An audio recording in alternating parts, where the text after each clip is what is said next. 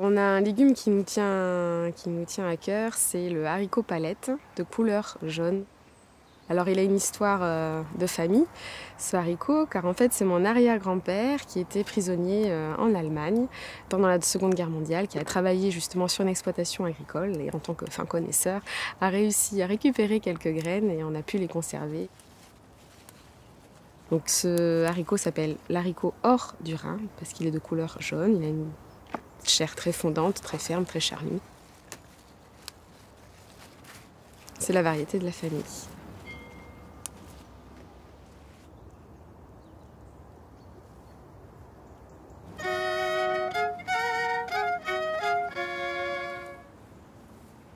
Moi, je suis arrivée sur l'exploitation il y a 8 ans. J'ai fait un parcours agricole. J'ai fait une école d'ingénieur en agriculture en Normandie. Et j'ai intégré l'aventure il y a 8 ans.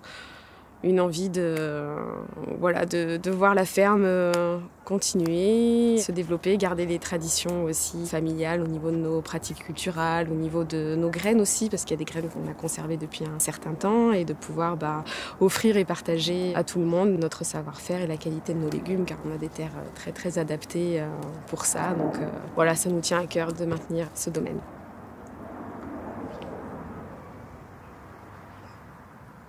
L'exploitation existe depuis 1895 et a débuté de par mon arrière-arrière-grand-mère. Donc à la base, c'était un élevage laitier qui s'est transformé par la suite en maraîchage. De là, on cultivait énormément de surface parce que le haillan était le potager des Bordelais. Ça a changé différemment. Le paysage s'est relativement urbanisé. On a réussi à conserver des terres car on a réussi à sauver notre activité. Effectivement, à l'époque, il y avait une centaine de maraîchers qui existaient sur le haillan. Maintenant, on n'est plus que 3. Mais on reste assez fort dans le sens où on est intégré maintenant dans le paysage. Notre activité aussi est reconnue et on est bien soutenu aussi par la métropole sur notre façon de travailler et notre activité. Le fait d'être une exploitation agricole dans la métropole bordelaise nous permet de nous faire connaître grandement et d'avoir une capacité d'accueil et de clientèle assez importante.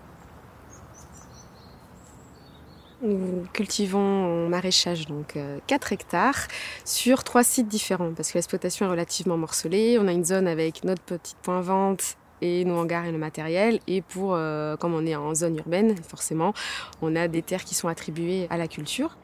Alors on y fait à peu près une cinquantaine de légumes différents, donc des légumes de printemps, des légumes d'été, d'automne, d'hiver, que l'on sème, que l'on travaille à la main et que l'on récolte à la main, sauf 2-3 grosses productions, on est obligé d'être un petit peu outillé pour ça. Toute l'année, l'étal va changer au fil des saisons. Et après, nous avons un troupeau où nous faisons de l'agneau de Pauillac avec un total de 200 brebis. Les anciens avaient le souhait d'être autonomes en fumier pour fertiliser naturellement les sols. Donc on a développé un troupeau. Quand on dit qu'on se sert de la nature, c'est qu'on sait qu'il y a des populations d'insectes qui peuvent devenir un peu présentes, un peu agressives pour certaines plantes. Donc il y a des techniques culturales, comme par exemple la rotation, qui va permettre de casser ces cycles et de réussir à faire notre production sans utiliser de produits. Voilà, parce que ça nous tient forcément à cœur. Donc c'est des stratégies qui vont nous permettre de se servir de la nature pour limiter des agressions de populations d'insectes, par exemple.